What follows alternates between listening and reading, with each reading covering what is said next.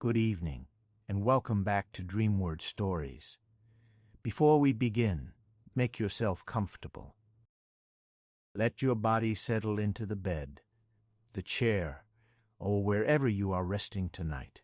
Let your shoulders soften, your breathing slow, and allow the day to gently fall away from you, one quiet thought at a time. Here at Dreamward Stories, we tell calm, immersive bedtime stories for adults. Stories made to help you relax, drift, and feel far from the noise of ordinary life. And as you settle in, I would love to know where you are listening from tonight. You can leave a little comment with your city, country, or simply the place where this story has found you. If this story helps you rest, a like is always appreciated. And if you would like more quiet stories to fall asleep to, you are warmly welcome to subscribe. Now, let the room grow still. Let the world soften, and let tonight's story lead you gently dreamward. Tonight, you are invited into a hidden mountain valley where the last dragons sleep. For many years, the caves have been quiet, the ancient nests warm, and the great dragons have dreamed beneath stone, moss, and moonlight. But as evening settles over the valley, one forgotten egg begins to glow for the first time in 100 years. A tiny golden flame appears above it, soft and harmless, waiting for a song no living keeper remembers. Before moonrise, you must follow the old paths, listen to the valley, and find the lullaby that can help the egg rest once more. And so, our story begins. The dragon egg begins glowing just as the last light leaves the mountain. At first, you think it is only the sunset. The valley is full of soft gold at that hour. Light slips between the high peaks, touches the steam rising from the springs, and turns every mossy stone warm at the edges. The cave mouths shine like half-closed eyes. The old nests, woven from roots, silver grass, and dragon-warmed stone, gather the evening, as if they have been waiting all day to hold it. But this light is different. It does not come from the sky. It comes from the egg. You stand in the entrance of the echoing nest hall with a basket of folded blankets over one arm, watching the small round glow pulse beneath the blanket of ash wool you placed over it that morning. The egg has rested in the same hollow for as long as anyone in the valley remembers. It is no larger than a winter melon, dark green with veins of bronze running through its shell. And for 100 years it has done nothing except sleep. The old keepers called it the last quiet egg. Not the last dragon egg, exactly. There are stories of others, hidden in mountain roots, under old volcanoes, beneath islands no map can hold. But here, in the hidden valley of Velith, it is the last one left in your care. And now, above it, floating no higher than your hand, burns a tiny golden flame. It gives off no heat. That is the first strange thing. The second is that the dragons are listening. All around the nest hall, the sleeping dragons breathe in their deep, patient rhythm. Their bodies lie curled in warm hollows, shaped by centuries of rest. One is red as clay after rain, another blue-black like midnight stone, another pale as old ivory, another green as moss in shade. Their wings are folded close. Their claws rest gently over their tails. Steam rises from their nostrils in slow ribbons, catching the low light. Usually, they sleep through everything: goat bells, thunder, the cracking of ice from the upper cliffs, your footsteps, the calls of ravens, shifting of stones during spring thaw. Once, even a small avalanche rolling down the northern slope only made the eldest dragon sigh and tuck his snout deeper under one wing. But now the entire hall is quiet in a different way. Not sleeping quiet, listening quiet. The golden flame bends toward the egg, as though whispering. You set the basket down slowly on the nearest stone bench. The young goat beside you gives one small bell chime and presses against your leg. Easy, Brindle, you murmur. The goat is young, all knees and curiosity, with cream-colored fur, soft gray ears, and a little brass bell tied around his neck. He is not supposed to enter the nest hall, but he has never understood the difference between rules and invitations. The dragons do not seem to mind him. Once you found him asleep between the front claws of Arvith, the old blue dragon, who had opened one eye just enough to make sure you understood the goat was comfortable. Brindle's bell gives another small note.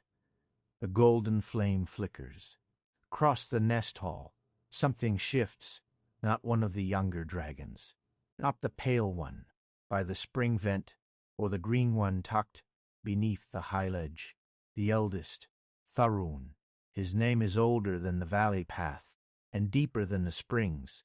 He lies at the far end of the hall, where the ceiling opens to a narrow window of sky. His scales are the color of weathered bronze, though moss grows between some of them now. His horns curve backward like old tree branches. His beard, once flame red in the stories, has faded to silver. You have never seen him fully awake. No keeper living has. Faroon has slept for nearly 300 years, waking only in small ways.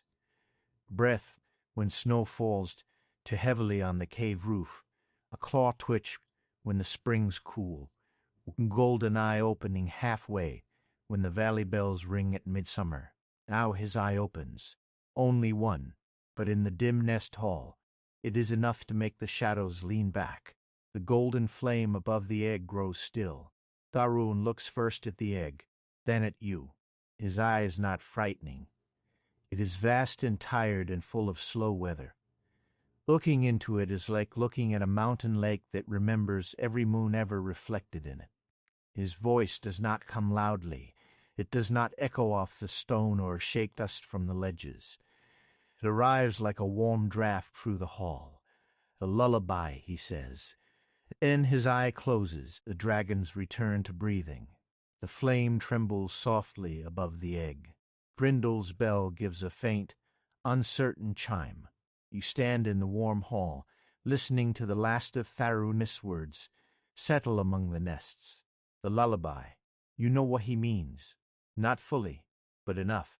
There is an old dragon lullaby, older than the keeper's hut, older than the herb garden, older perhaps than the valley itself. Every keeper learns of it. None learns to sing it. The words were lost long before your time, and the melody is said to be kept in a stone hidden somewhere in Valeth. Lullaby stone. You have seen drawings of it in the old records. A smooth, dark stone, small enough to rest in both hands, marked by a spiral that looks like a swooping dragon curled around a star. You have never found it. No one has. The egg glows again, soft and steady.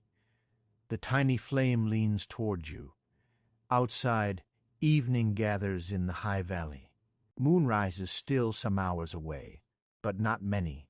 You lift the basket again, though you do not remember deciding to, and carry the folded blankets toward the egg. Brindle follows, who's careful on the stone. Bell quiet now. The ash-wool blanket around the egg has slipped slightly. You draw it back into place with gentle fingers. The shell beneath your hand is warm, not hatching warm, remembering warm. The flame tips once, as if nodding.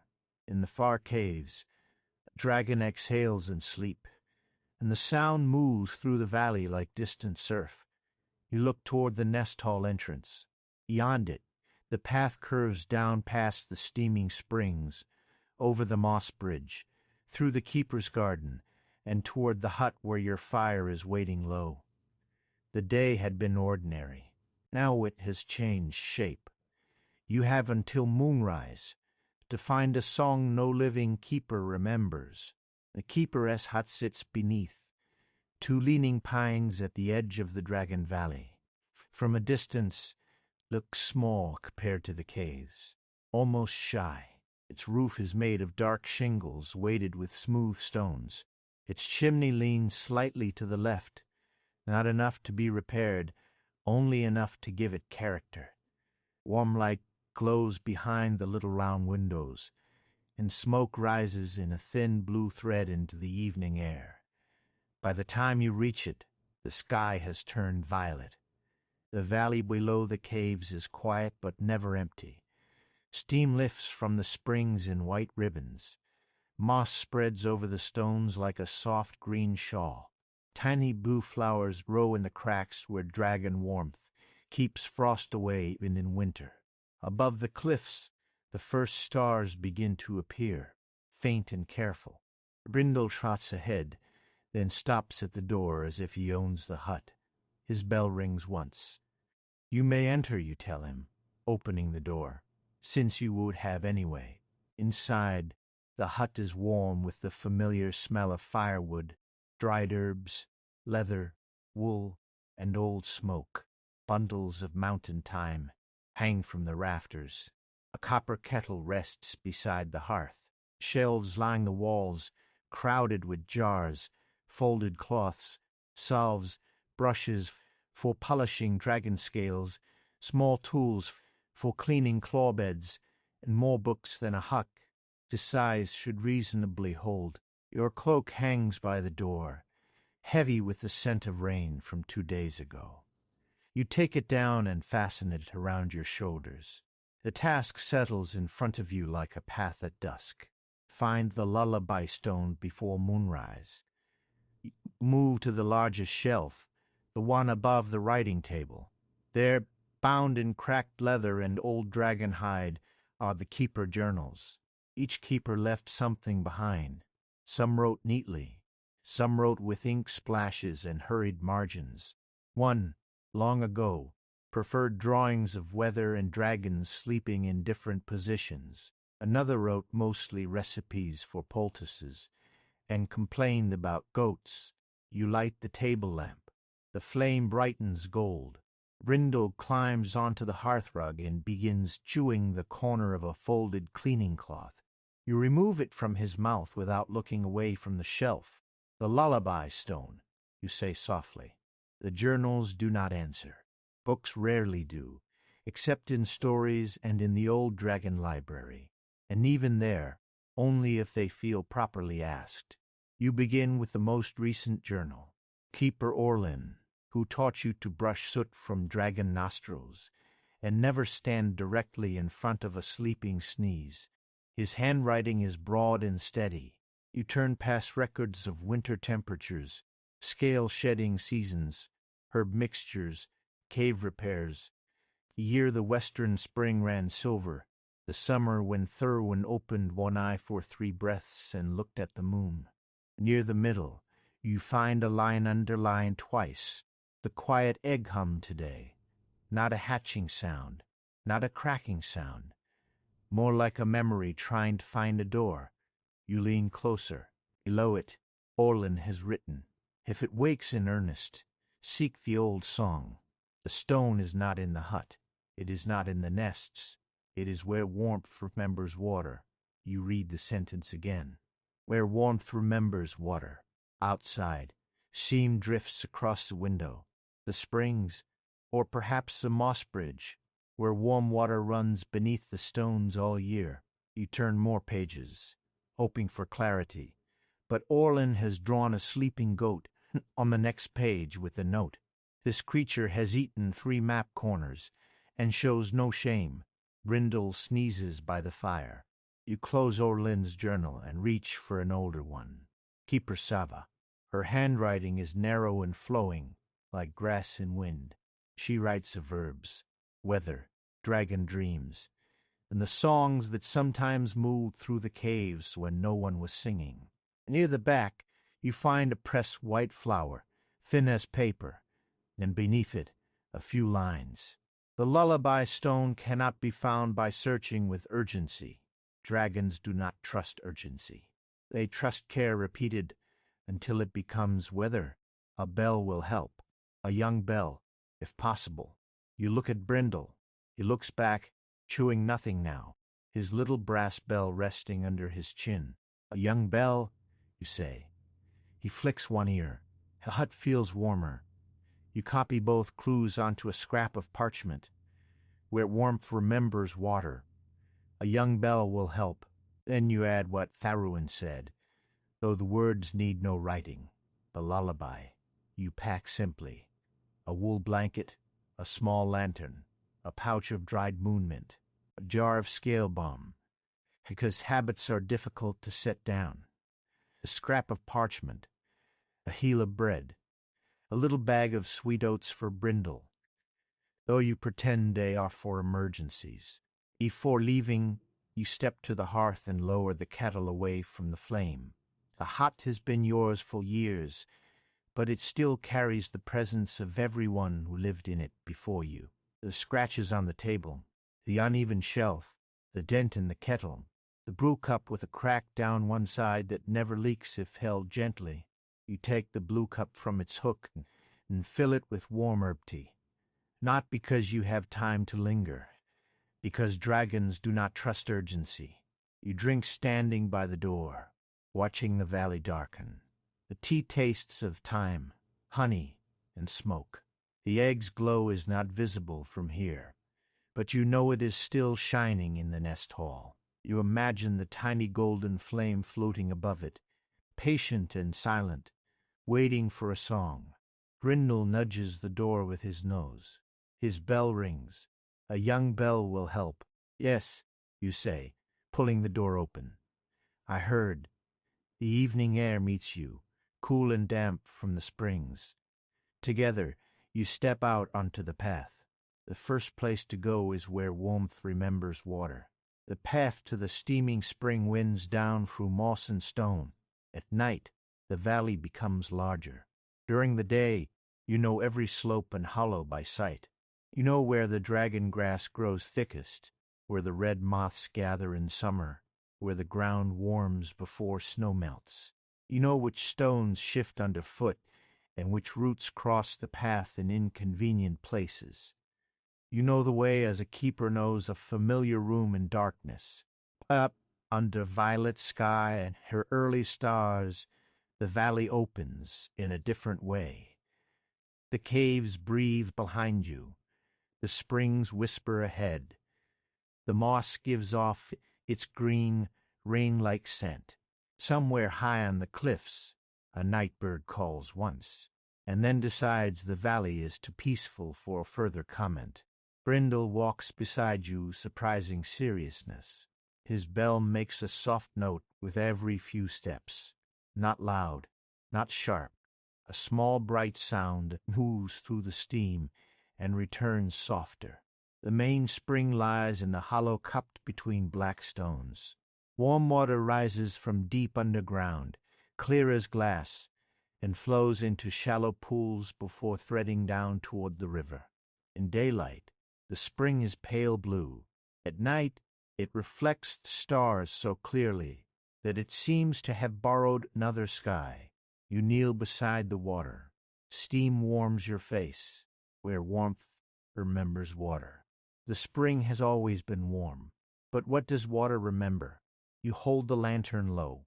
Its light passes over the stones, the moss, the silver threads of mineral along the pool's edge. You look for the spiral marked from the old drawings. A dragon curled around a star. Nothing. Brindle lowers his head to drink, then stops. His bell touches the surface of the water. The spring answers, not with words, with sound. A low note rises from beneath the pool, so soft you almost mistake it for the mountain settling. The water trembles. Steam folds inward. The reflection of the stars blurs, then gathers into a shape. A dragoness head. Not large, not fierce, only the shape of a dragon made from starlight and water, eyes closed as if sleeping. Brindle lifts his head. Droplets fall from his beard. The shape in the water opens one eye. A memory, you realize. Not a living dragon, not a ghost, a spring memory. The water dragon lowers its head toward the place where Brindle's bell touched the surface. The bell rings once, though nothing moves it. Then the water shows you a path. Not on land, in reflection. A strip of silver appears across the pool, leading from the spring to the moss bridge.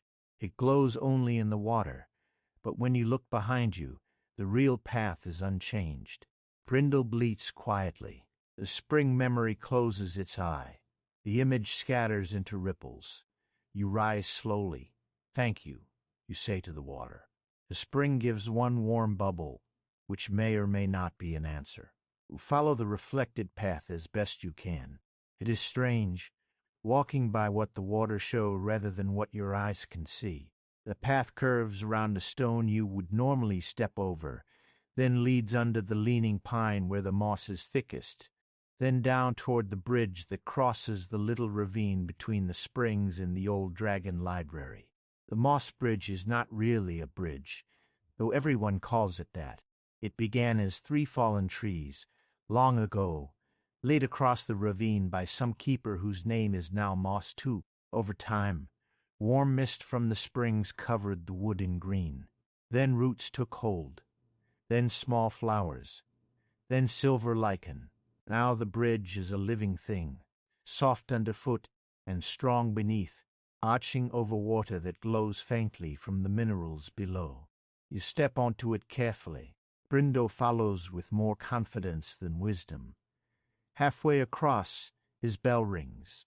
The bridge answers. A hollow sound rises from beneath the moss. Not the lullaby, a fragment, only 4 notes. Low, low, high, low. His sound moves through the soles of your boots and up into your chest.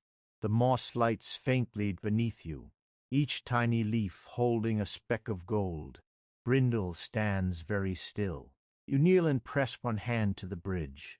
The notes come again. Low, low, high, low. Then a voice, soft as roots drinking. Not here. You wait. The bridge seems to breathe. Not here, but once carried here. The moss beside your hand parts slightly.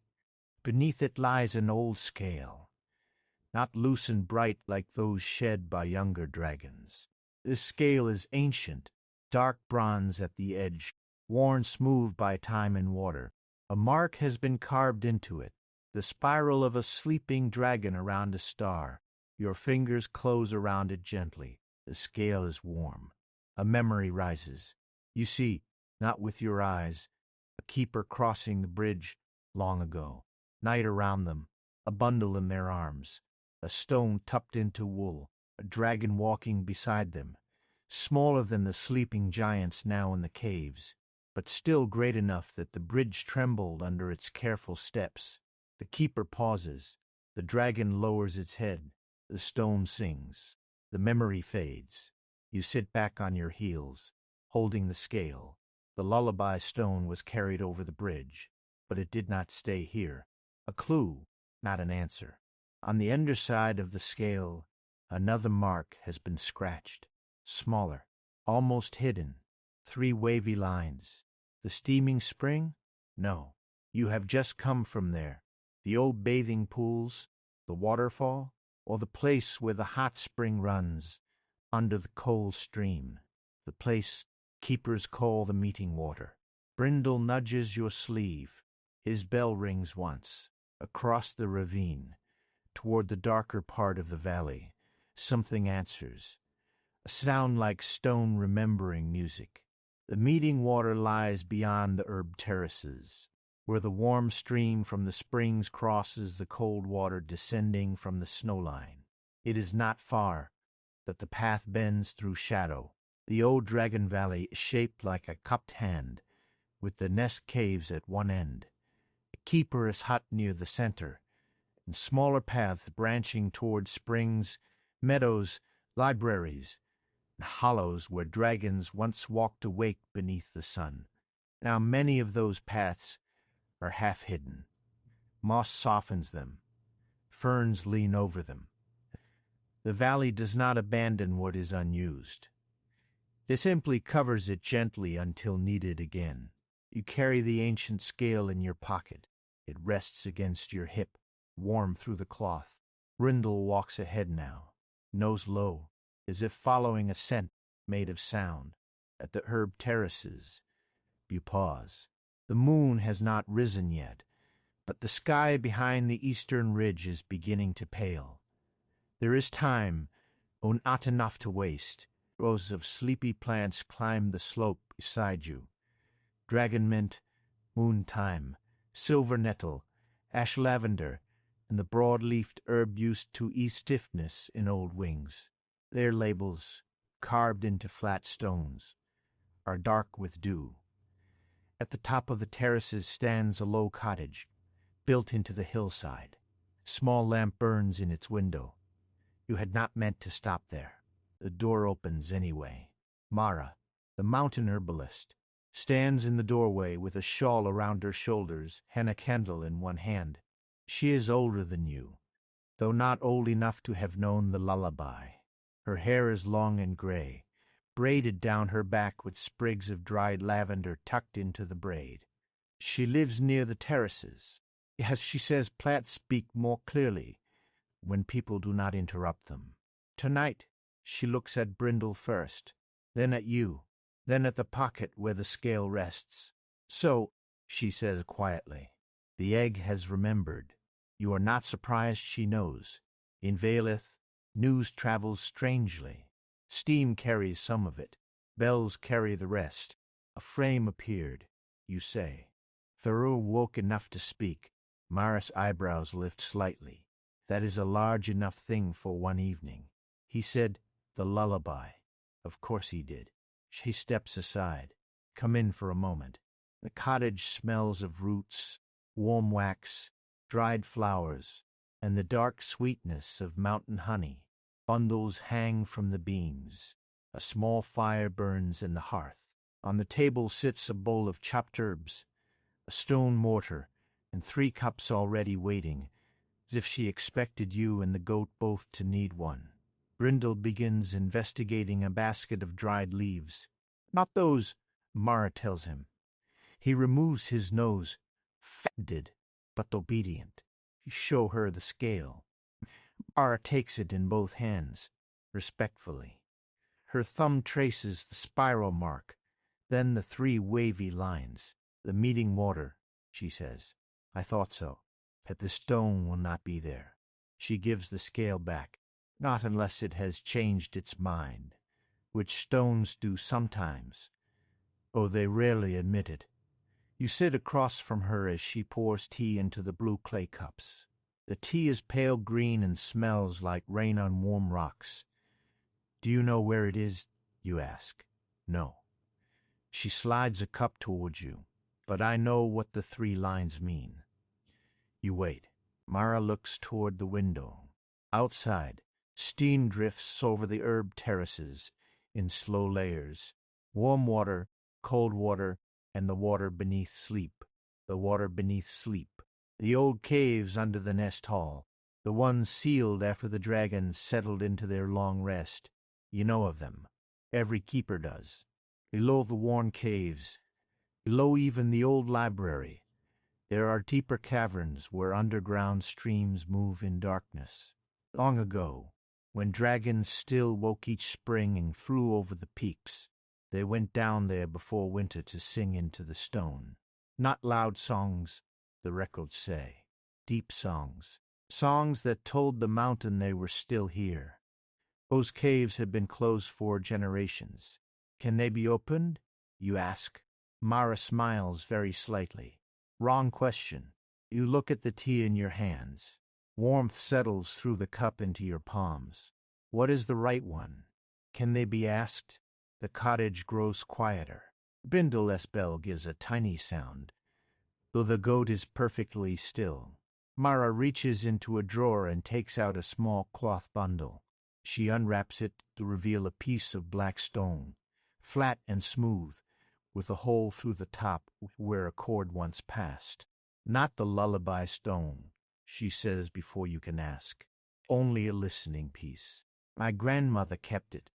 her grandmother before her. It came from the lower caves. She places it beside your cup. The stone does not glow. It does not sing. It simply rests there, dark and plain. You may need this. You take it carefully. What does it do? It reminds deep places that someone has come politely. That seems reasonable enough for a valley full of sleeping dragons. Mara folds the cloth and sets it aside. The lullaby was never only a song, she says. It was a way of telling young fire when to sleep, old fire when to rest, and frightened fire that it was safe to be small. You think of the tiny golden flame above the egg, giving off no heat, trying perhaps to remember what sort of fire it is. Mara's voice softens. Do not rush it. If the egg is remembering, it does not need force. It needs the old care spoken in the old way. The song, or enough of it to let the stone answer. You finish the tea. Outside, the eastern ridge brightens another shade. Moonrise is coming. Mara walks with you to the door. Before you step out, she takes the wool blanket from your pack, shakes it once, and adds a handful of dried moon-thyme to its fold. For the egg, she says. Brindle slips past you into the night, bell chiming. Mara looks toward the dark shape of the caves. When you reach the meeting water, listen for what is underneath the sound. The valley has been keeping this memory longer than any of us. You nod. The path waits beyond the herb terraces. Behind you, Mara's cottage door closes gently. Ahead, warm stream and cold stream meet beneath the first silver edge of moonlight. The meeting water sings differently at night. By day, it is only a small place where its streams cross. The warm water from the springs flowing over dark stone, the cold water from the snow line slipping down through a narrow channel, both joining in a clear pool before continuing into the valley river. At night, under the rising moon, it becomes a bowl of moving silver. Steam hovers low above the warm side. Mist curls over the cold. Where the waters touch, tiny ripples turn and turn without leaving, as if the pool is stirring something in its sleep. You kneel at the edge. Brindle stands close enough that his bell hangs over the water. You take out the ancient scale in Mara's listening stone. The scale is warm. The listening stone is cool. You place both on the flat rock beside the pool. For a moment, nothing happens. Then Brindle lowers his head and drinks. His bell touches the water. The pool rings, not loudly, not like metal struck by metal, more like a glass singing after a wet finger circles its rim. The warm stream brightens gold. The cold stream brightens blue.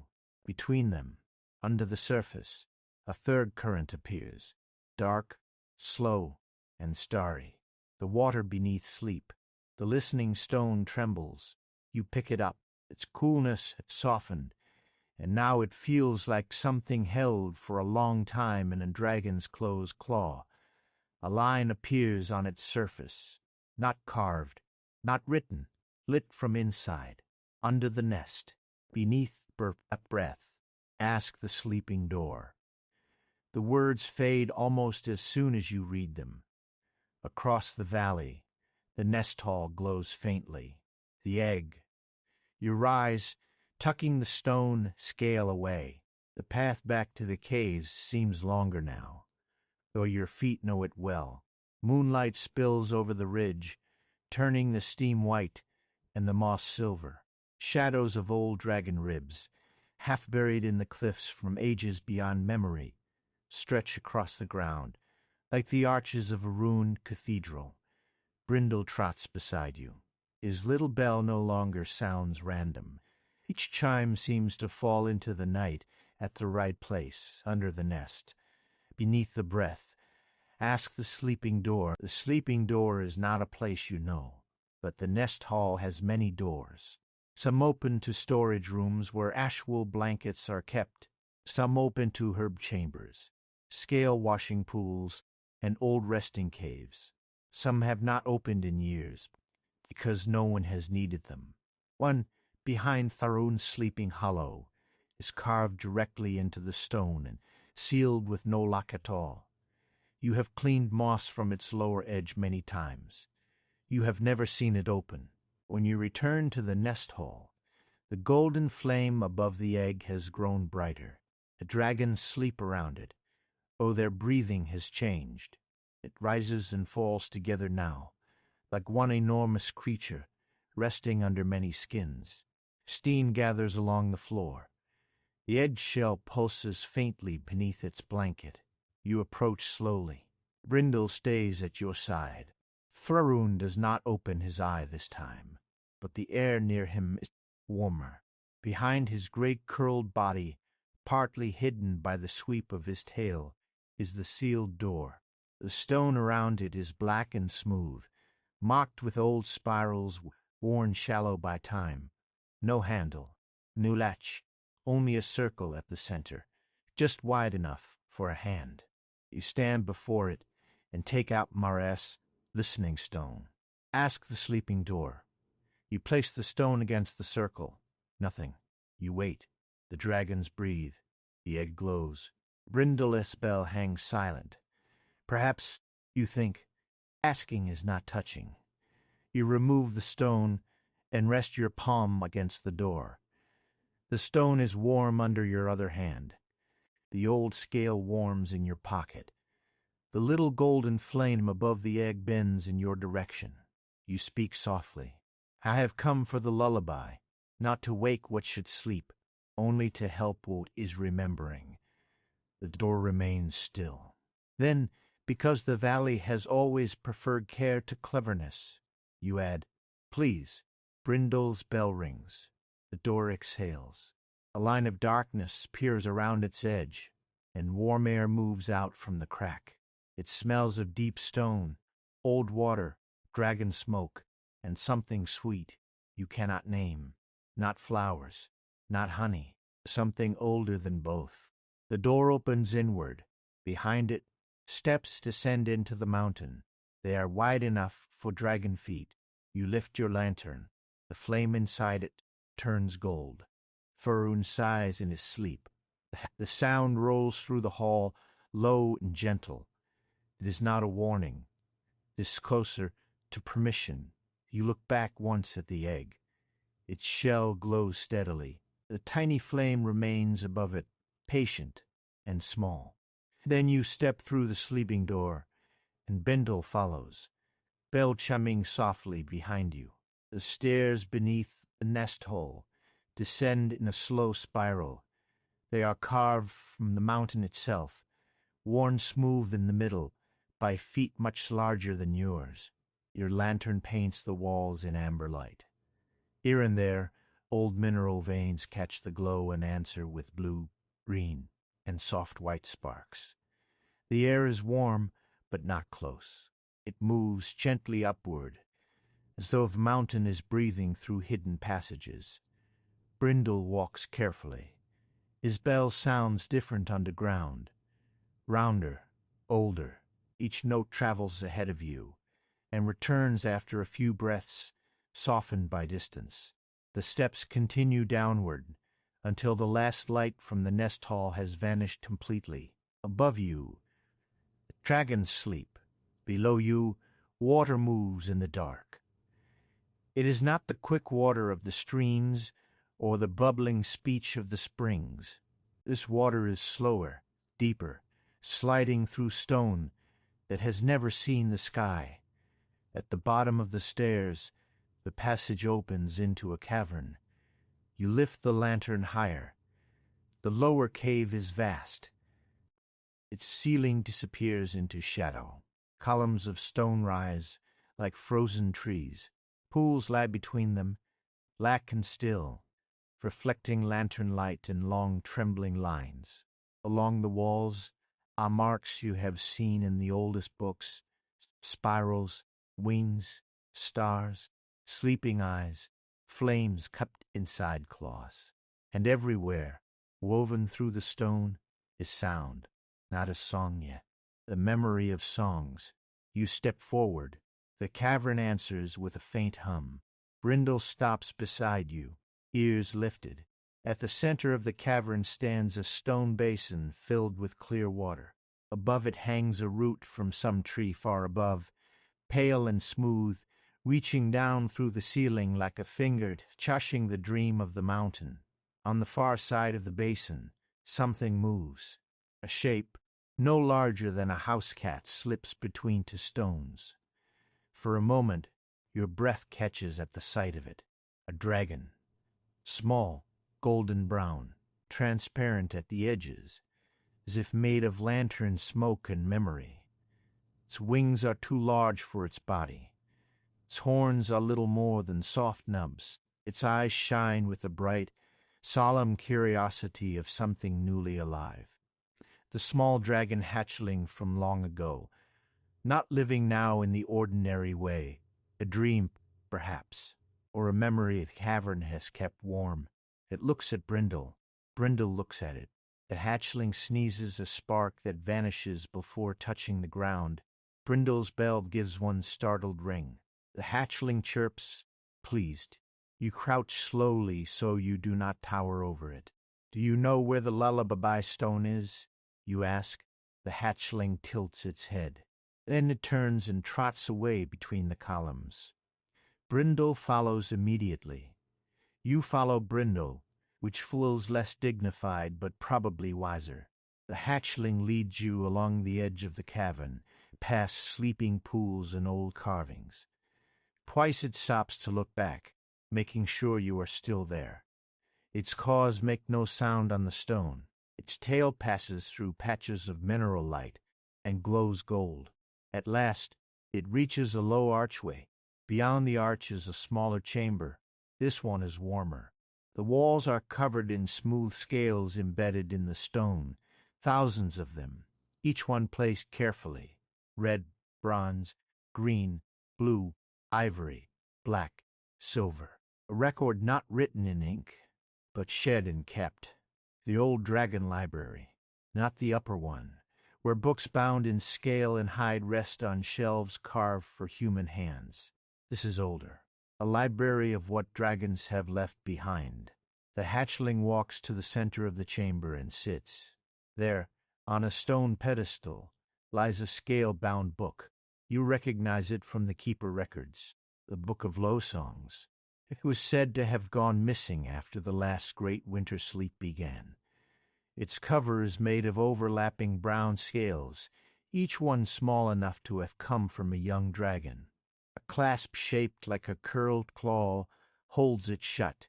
The hatchling taps the book with one translucent paw. The clasp opens. Pages turn by themselves, though there is no wind. You step closer. The pages are not paper.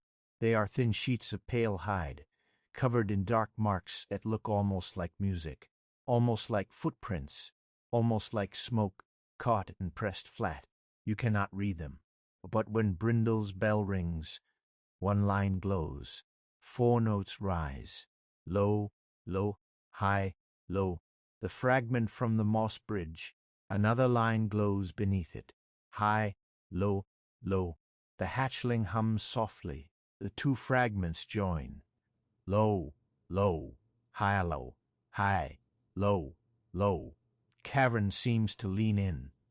You listen, not trying to memorize with effort. The notes settle where they are meant to settle, behind the ribs, near the breath. The book turns another page. A drawing appears. A stone marked with the sleeping dragon's spiral rests in a nest of white roots beneath flowing water. Below it, in keeper script, words slowly form. The lullaby stone rests where the first dragon fire became gentle. You read it twice. The hatchling stands and stretches its wings. Then it walks through the pedestal. The memory wavers. For a moment, the small dragon looks less like smoke and more like flame. Its eyes meet yours, bright and calm.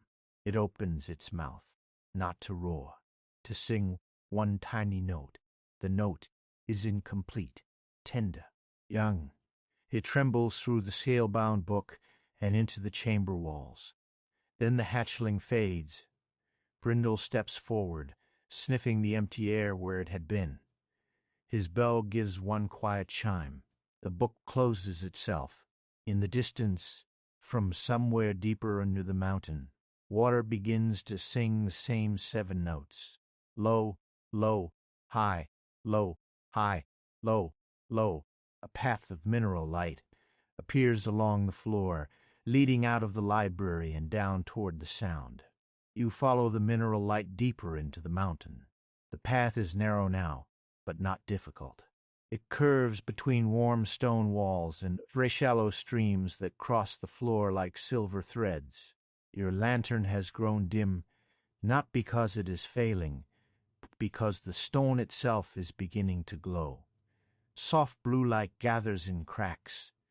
Gold light pools in the hollows. Tiny crystals along the ceiling shine like sleeping stars.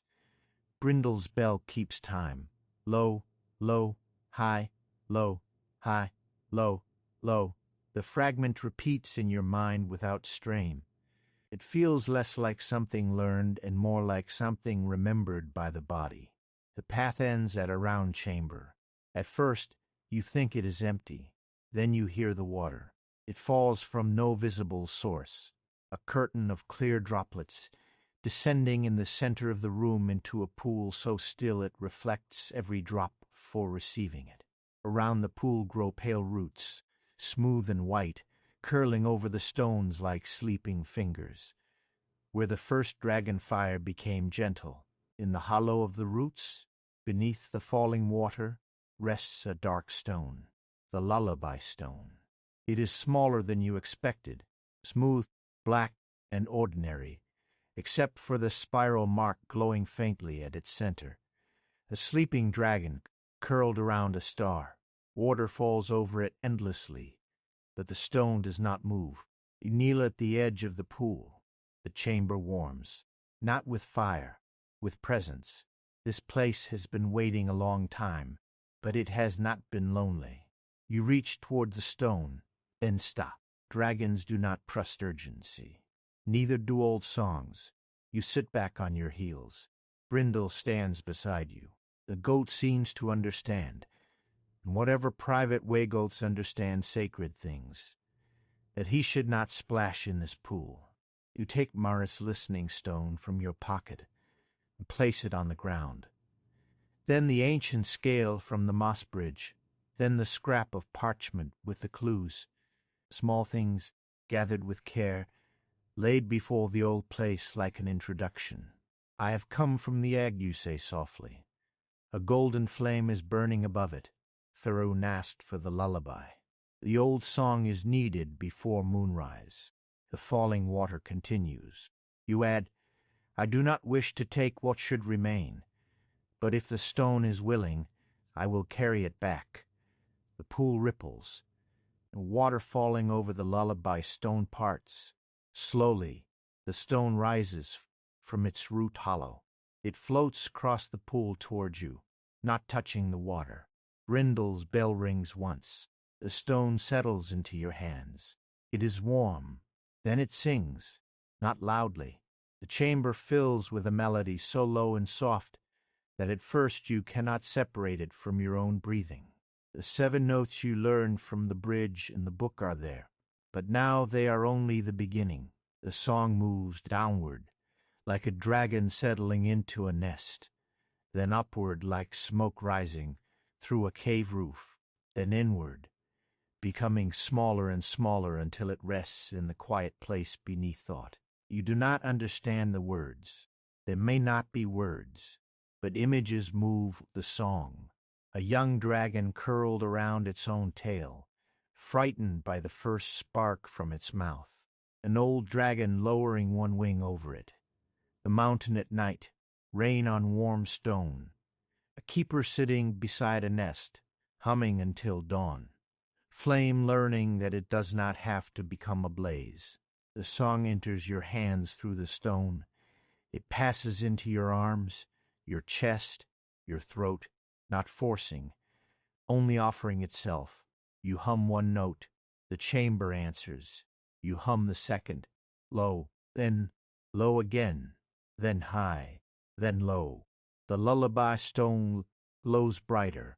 Brindle lowers himself onto the ground beside you. His bell rests against the stone floor. Quiet now. The song is not difficult. That surprises you. You had imagined the lost dragon lullaby would be grand, ancient, impossible for an ordinary keeper to carry.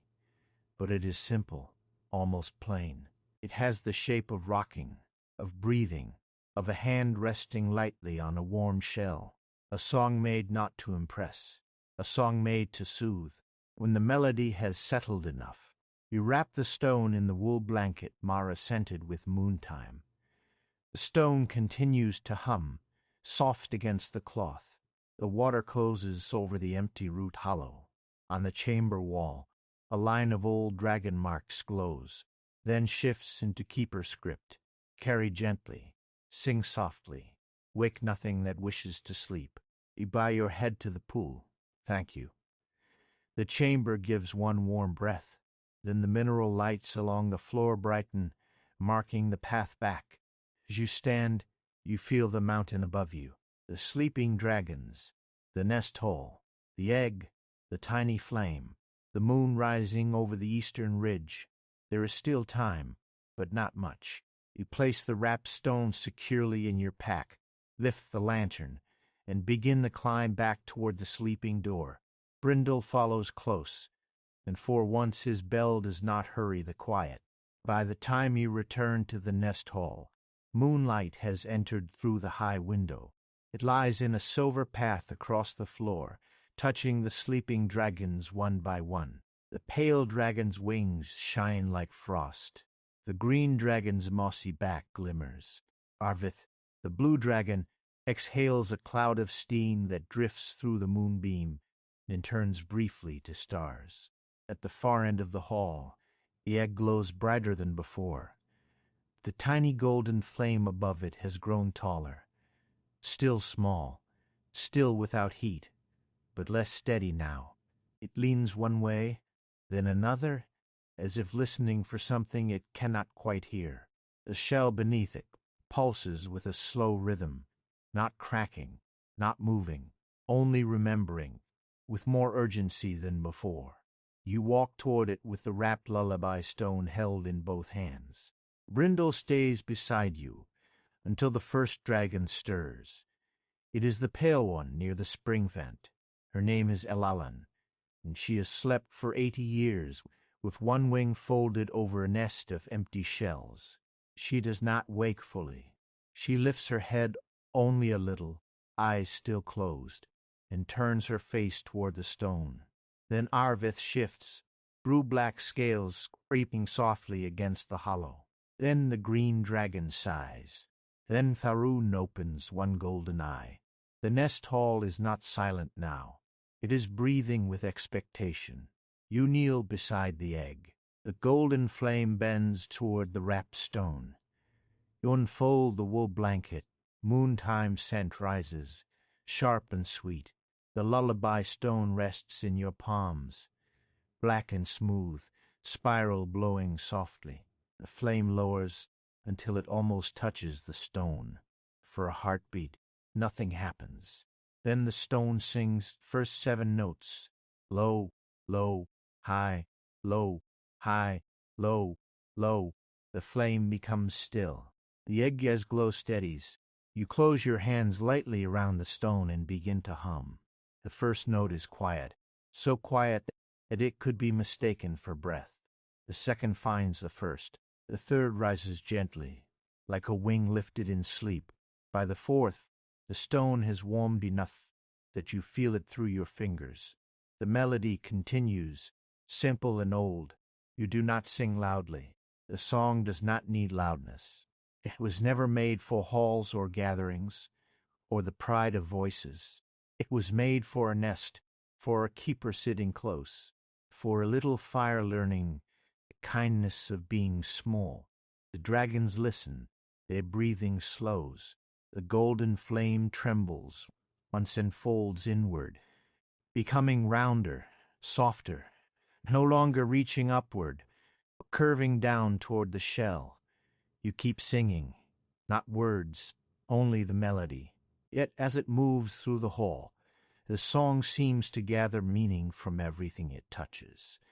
From the ashwool blanket, from the old nests, from the moss bridge and the meeting water, from Mara's tea and the herbal scent folded into the wool, from Brindle's young bell, from Tharoon's ancient breath, from every keeper who ever warmed a cave fire and sat through the night beside something fragile.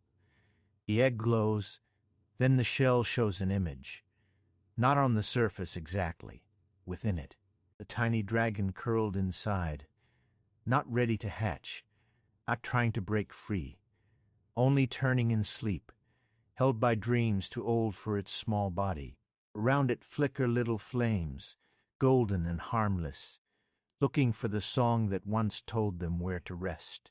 The midpoint of the mystery arrives gently, without surprise. The egg is not ready to hatch. It is remembering a lullaby that once kept the valley safe. You sing softer. The golden flame above the egg sinks until it touches the shell. It does not burn. It passes through. The egg-as glow deepens from gold to warm ember, then to the color of fire seen through closed eyes. Across the hall, Tharoon exhales. His great voice comes again, quieter than before. Good. That one word moves through the nest hall like a blanket being drawn over sleeping shoulders. But the song is not finished. The lullaby stone pulses in your hands. The melody continues beyond what you have sung. One final phrase remains, lower and slower than the rest.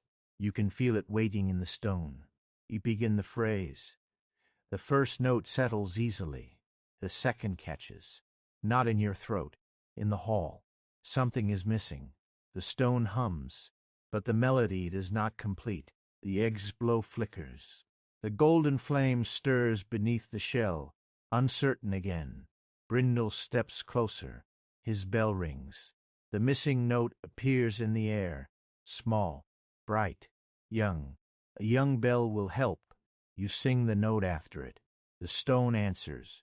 The final phrase opens. Low, low, high, low, high, low, low. Then lower still. A gentle falling, a settling, a closing of wings. One by one, the dragons hum with you. Not awake, not speaking, only lending breath. The nest hall fills with the sound of sleeping dragons, remembering how to soothe fire. The lullaby moves through the valley. You do not know how you know this, but you do. While you kneel beside the glowing egg, singing with the stone warm in your hands, the song passes beyond the nest hall. It slips through the sleeping door down into the lower caves. It moves through the meeting water, across the moss bridge, into the steam of the springs.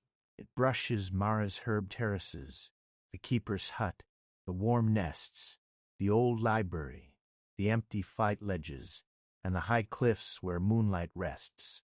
The valley receives it, not as something new, as something returned. The egg-as glow softens. The shell is still whole.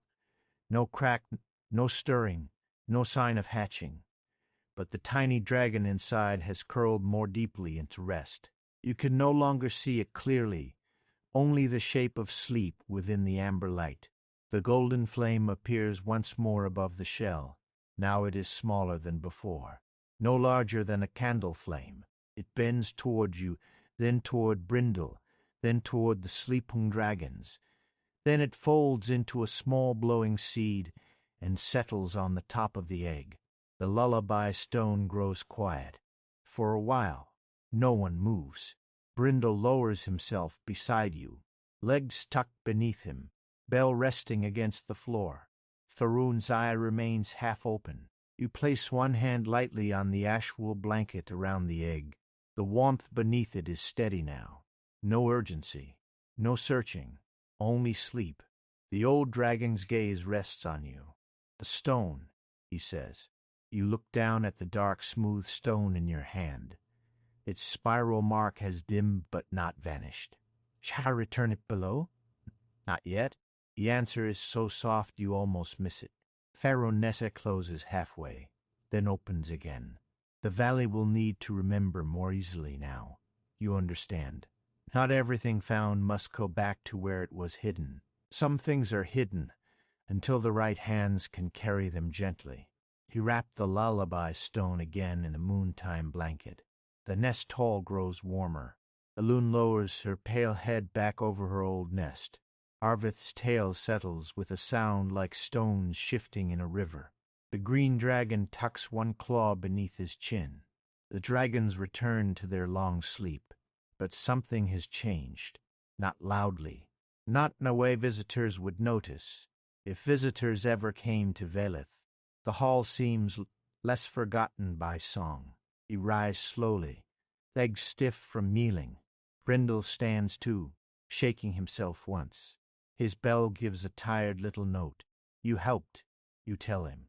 He looks pleased, though it may be because he expects oats.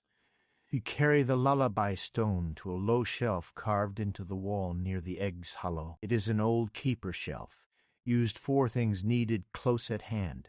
Soft cloths, scale brushes, warming stones, herb packets, little jars of ash oil. You clear a space in the center. Then you place the wrapped stone there. For a moment, the shelf glows. The egg answers with one faint pulse. The stone is where it needs to be for now. At the entrance to the nest hall, you pause and look back.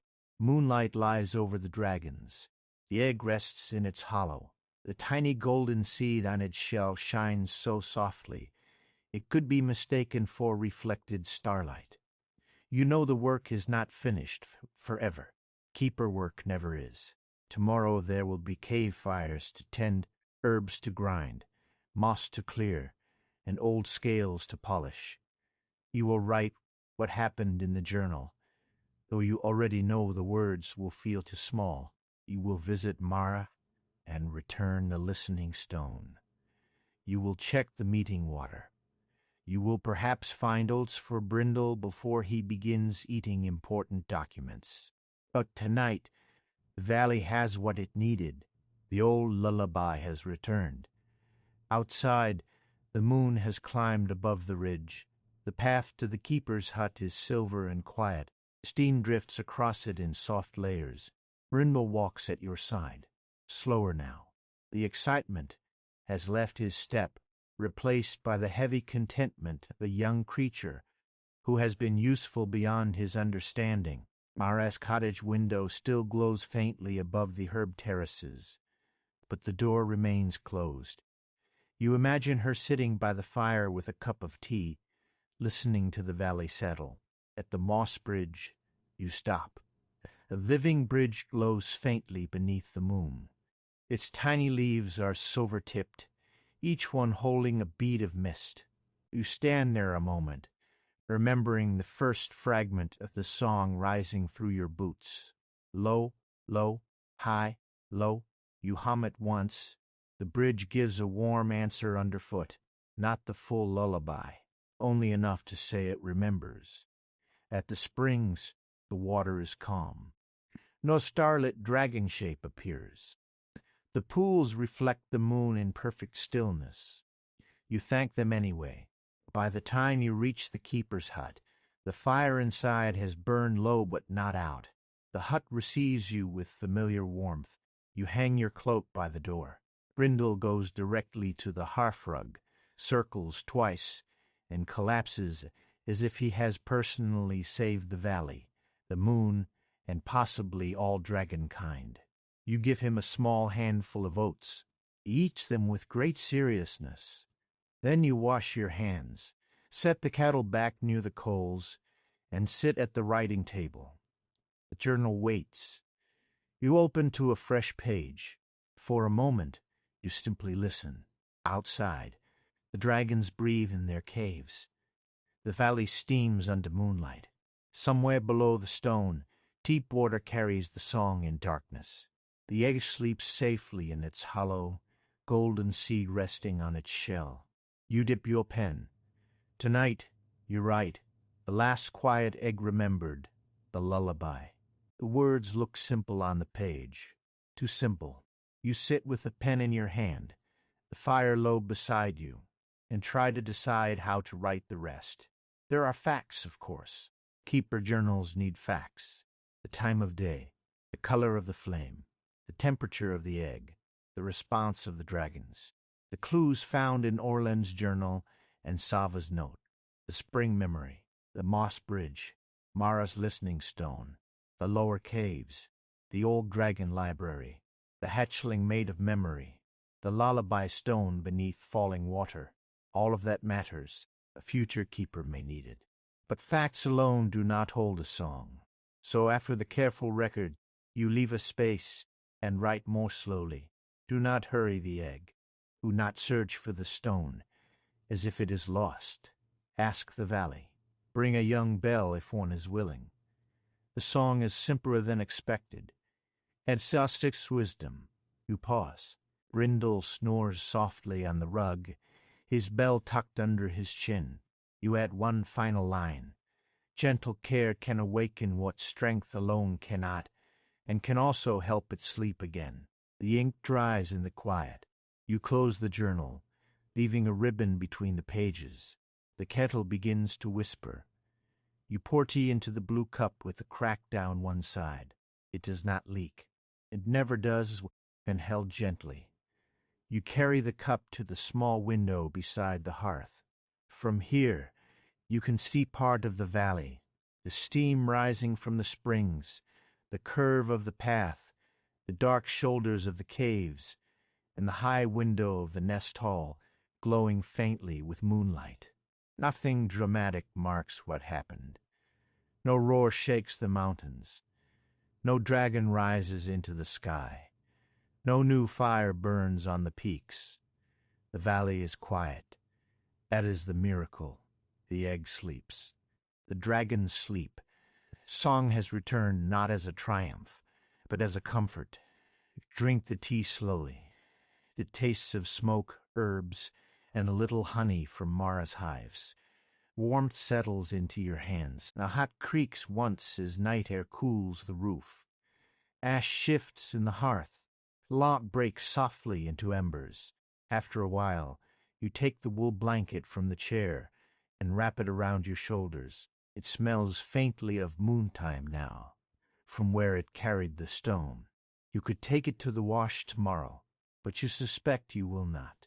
Some scents belong to the memory of a night. You bank the fire carefully. Not out. Never out. The keeper's hearth is allowed to sleep, but not disappear. Then you step outside once more. The night is cold enough to make the stars sharp. Walk only a little way from the hut to the place where the path opens and the whole valley can be seen. Moss glows faintly. Steam folds and unfolds. The old caves rest in the mountainous side like dark, patient mouths. Far above them, the moon sits clear and round. You hum the first notes of the lullaby. Low, low, high, low, the valley answers, not loudly.